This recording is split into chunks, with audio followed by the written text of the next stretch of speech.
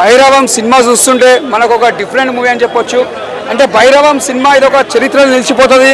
ఇది ఒక బెల్లంకొండ సాయన్న, మన మనోజ్ అన్న, మళ్ళీ నానా రోహిత్ గారు, ఇది ఒక ముగ్గురికి ఒక సినిమా కంబ్యాక్ అని చెప్పొచ్చు. కంబ్యాక్ అని ఎప్పటికీ కంబ్యాక్గా ఉంటారు. ఫిర్బీ మళ్ళీ ఈ సినిమా నుంచి ఇంకా పెద్ద కంబ్యాక్ అని చెప్పొచ్చు. అంటే ప్రతి సీన్ చూసినా, ప్రతి ఎక్స్ప్రెషన్ చూసినా అంటే మన మైండ్ బ్లో అయిపోతుంది. అంత బాగుంది యాక్టింగ్. అని మేము చెప్పండి కదా, విష్ణు అన్న మనోజ్ అన్న యాక్టింగ్ మాత్రం మళ్ళీ నాకు ఒక మోహన్ బాబు గుర్తొచ్చిన యాక్టింగ్ చేస్తుంటే ఒక విలన్ యాక్టింగ్ కూడా ఫ్లాప్ హీరోస్. ఈ మధ్య కాలంలో వాళ్ళకి హిట్ అనేది లేదు. ఎటు మనకి మంచి 9 years తర్వాత పెద్ద స్క్రీన్ పైన కనిపించడం జరిగింది. సో ఎలా అనిపిస్తుంది ఆయన యాక్టింగ్ కానీ బెల్లంకొండ యాక్టింగ్? అంటే ఒకటే చెప్తున్నా, ఈ ముగ్గురికి ఫ్లాప్ అనేది లేదు, ముగ్గురికి హిట్టే ఉన్నారు వాళ్ళు. ఎందుకంటే ఆల్రెడీ హిట్ హీరోలే వాళ్ళు.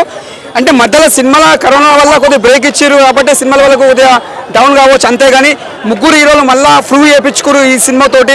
మేము చెప్పంటే బెల్లంకొండ సాయన్న నిజంగా చెప్తున్నాను, నీ యాక్టింగ్ మాత్రం ప్రతి ఒక్కరు మాత్రం చాలా మెచ్చుకుంటారు. ప్రతి ఒక్క యాక్టర్ నీ నిజంగా చెప్తున్నా, నీ పర్ఫార్మెన్స్ మాత్రం ఫిజ్ అయిపోతారు.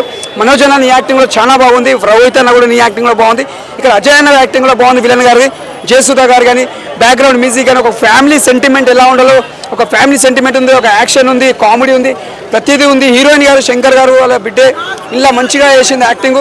మళ్ళీ మనకు జెనీరియా ఒక అనుష్కగా యాక్టింగ్ చేసింది, ఆమె ఎంత బాగా చేసింది. అంటే ఎక్కడ కూడా బోరింగ్ లేదు సినిమా. ఇది ఒక బ్లాక్ బస్టర్ మూవీ. సినిమా మాత్రం